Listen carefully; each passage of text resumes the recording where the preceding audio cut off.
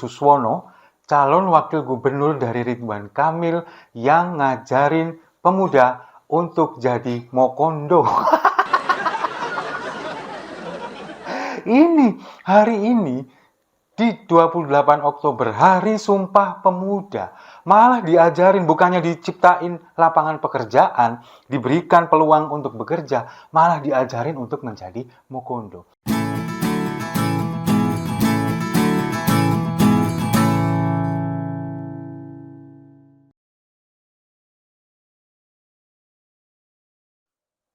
Salam damai untuk Indonesia, berjumpa lagi bersama saya, Papa Dimas. Info kali ini datangnya dari Suswono, calon wakil gubernur dari Ridwan Kamil yang ngajarin pemuda untuk jadi mokondo. Hari ini di 28 Oktober, Hari Sumpah Pemuda, malah diajarin, bukannya diciptain lapangan pekerjaan, diberikan peluang untuk bekerja, malah diajarin untuk menjadi mokondo. Tapi sebelum kita bahas, kita simak dulu video berikut ini. Saya sarankan janda kaya tolong nikahi pemuda yang nganggur.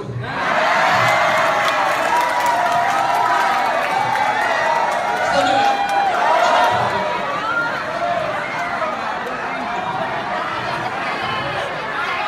Coba ingat Khadijah nggak? Tahu Khadijah kan? Dia kan berwarna merah. Nikahi siapa? Nabi waktu itu belum jadi nabi, ya. Masih 25 tahun pemuda kan? Nah itu contoh.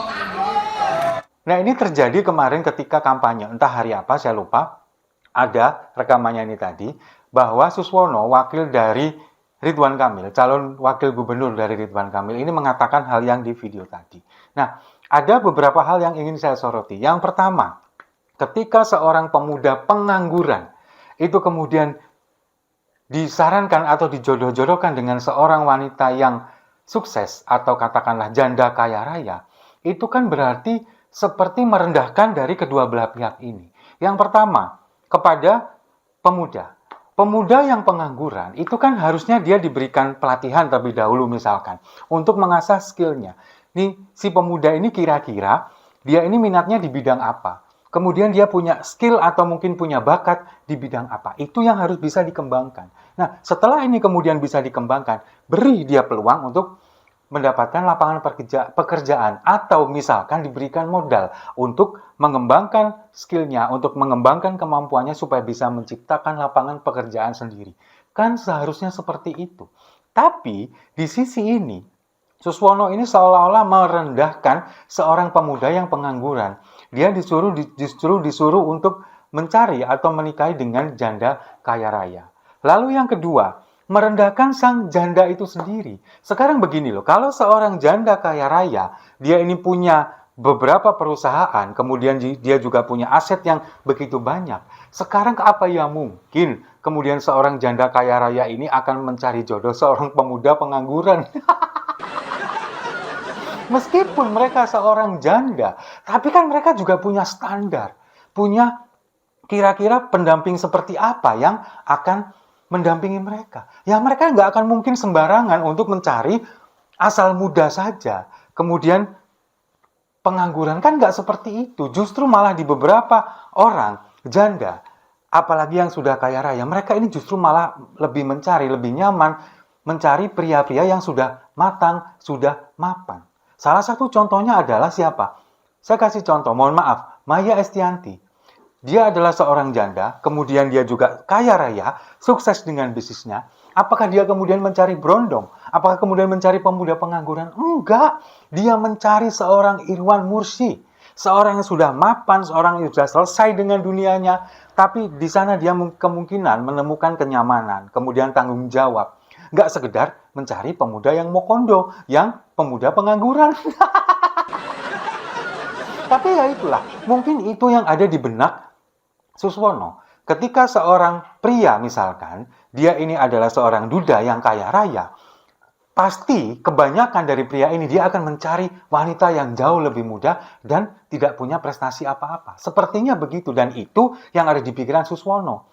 Mungkin dia pikir semua pria sukses yang kemudian duda dan kaya raya akan berpikiran seperti dia. Dan kemudian juga dia menerapkan bahwa janda, seorang wanita juga berpikiran seperti itu. Dipikirnya kalau misalkan seorang janda ini kemudian dia sukses, dia sudah mapan dengan semuanya, yang dibutuhkan hanya seorang berondong, seorang pemuda yang mau kondo. Padahal kan nggak seperti itu.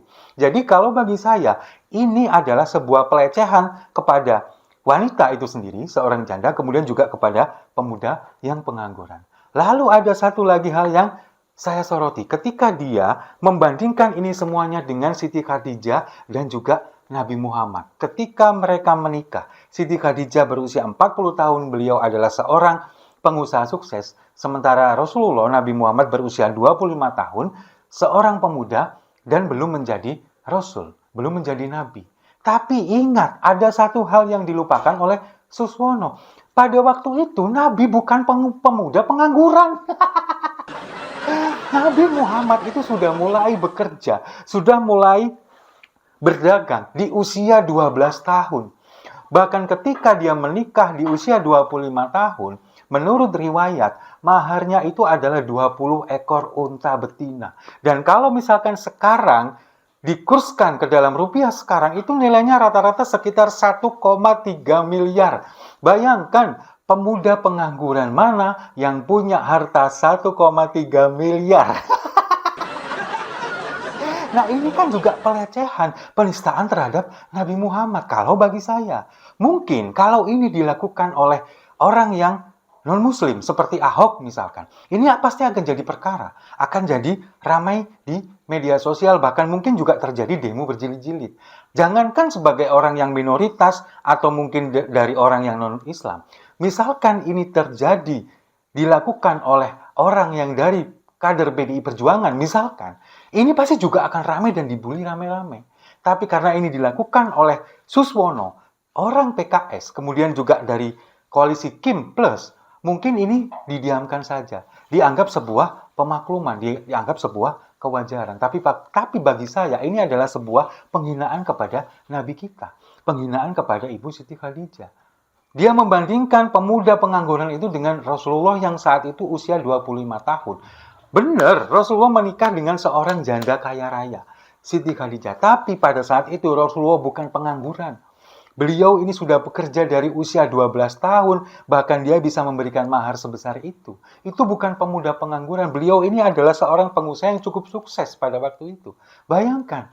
Tapi Suswono hanya demi untuk meraih suara, hanya demi untuk mendapatkan atau menaikkan elektabilitasnya. Kemudian dia meletakkan akalnya, meletakkan logikanya, akal sehatnya untuk kemudian memberikan contoh yang serampangan. Ngawur kalau bagi saya.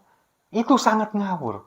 Nah, sekarang seharusnya ketika calon pemimpin, calon gubernur atau juga calon wakil gubernur, ketika ada pemuda pengangguran, kemudian mereka ini seharusnya menjadi potensi yang luar biasa untuk bisa dijadikan sebagai modal untuk masa depan mereka. Harusnya kan difasilitasi, diberikan pelatihan seperti yang saya sampaikan tadi. Kemudian diberikan motivasi, diberikan dorongan, kalau perlu diberikan lapangan pekerjaan. Kalau misalkan tidak ada, diberikan suntikan modal pinjaman dengan syarat yang tidak ribet. Kemudian dengan bunga yang tidak tinggi supaya mereka bisa menciptakan lapangan pekerjaan sendiri. Itu kan jauh lebih baik daripada disuruh nikahin janda kaya. Ini benar-benar ngawur. Blunder kalau bagi saya.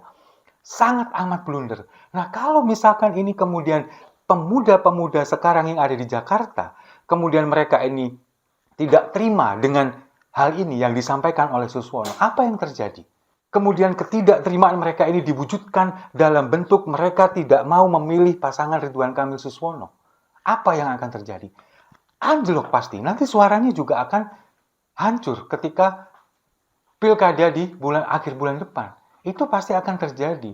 Nah, makanya sekarang tinggal kita kembalikan lagi kepada para pemuda-pemuda yang disampaikan oleh Suswono tadi. Apakah kalian akan menerima saran dari Pak Suswono? Kemudian para janda-janda kaya yang sekarang mempunyai harta berlimpah itu, apakah kalian akan mengikuti saran yang disampaikan oleh Pak Suswono?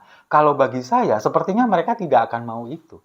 Mereka justru akan lebih memilih bagaimana caranya supaya bisa mengembangkan yang mereka punya, mengembangkan potensi mereka. Kalau misalkan ada janda sukses, kemungkinan dia juga akan mencari jodoh yang jauh lebih sukses daripada dia, supaya bisnisnya bisa lebih besar. Kemudian orang ini bertanggung jawab, bukan mencari pemuda mokondo, pemuda pengangguran yang cuma bisa nanti akan menghabiskan harta mereka. Nah, itu adalah sebuah blunder yang sangat amat besar. Dan saya yakin ini nanti akan mempengaruhi elektabilitas dari pasangan Ridwan Kamil Suswono. Tapi kalau bagi saya akhirnya menyadari, ketika kita melihat latar belakang seorang Suswono, dia ini dari mana sih sebetulnya? Ternyata kan dari PKS. Kalau begitu ada pemakluman, wajar. Yang ada di pikiran mereka adalah semua masalah perkawinan, kemudian ya seputar-seputar itulah. Janda, poligami, dan lain sebagainya. Cuman itu yang ada di pikiran mereka. Tidak bisa bagaimana mengembangkan potensi, kemudian bagaimana memberikan motivasi, bagaimana memberikan peluang-peluang yang lebih baik kepada para pemuda. Itu yang tidak dipikirkan. Nah, kalau misalkan ini kemudian seluruh pemuda dan janda yang ada di Jakarta saat ini kemudian mereka marah dengan pernyataan Suswono karena dianggap sebuah pelecehan, merendahkan seorang pemuda dan seorang janda. Blunder ini kemudian nanti pasti akan berefek kepada pilkada di 2024 ini, di akhir bulan depan. Kemungkinan suara mereka juga akan merosot. Sekarang hasil survei saja sudah dilampaui oleh pasangan Pramono Rano Karno. Itu hasil survei. Ketika kemudian ini terjadi pernyataan seperti ini, belum lagi debat semalam yang terjadi, debat kedua. Ini juga pasti akan mempengaruhi elektabilitas. Dan kalau misalkan ini pernyataan-pernyataan blunder seperti ini diteruskan saja oleh pasangan Ridwan Kamil dan Suswono, saya bisa menebak apa yang terjadi di pilkada nanti. Bisa jadi suara mereka nggak akan jauh lebih besar daripada pasangan Dharma Ponrekun dan Kunwardana. Tapi nggak apa-apa, terusin aja. Silakan diteruskan sampai pilkada nanti 27 November, sampai nanti masa kampanye selesai. Silakan diteruskan saja. Supaya apa? Supaya pasangan Pramono Rano Karno bisa lebih mudah untuk menang. Tapi dengan nggak seperti ini aja, saya yakin pasangan Pramono Rano Karno akan mudah menang di pilkada Jakarta 2024. Setuju ya? Kalau setuju, mari kita minum kopinya sama-sama. Saya rasa itu. Terima kasih sudah menyimak. Jangan lupa like, komen, dan subscribe. Sampai jumpa di video-video saya selanjutnya. Pemuda adalah harapan bangsa. Selamat Hari Sumpah Pemuda.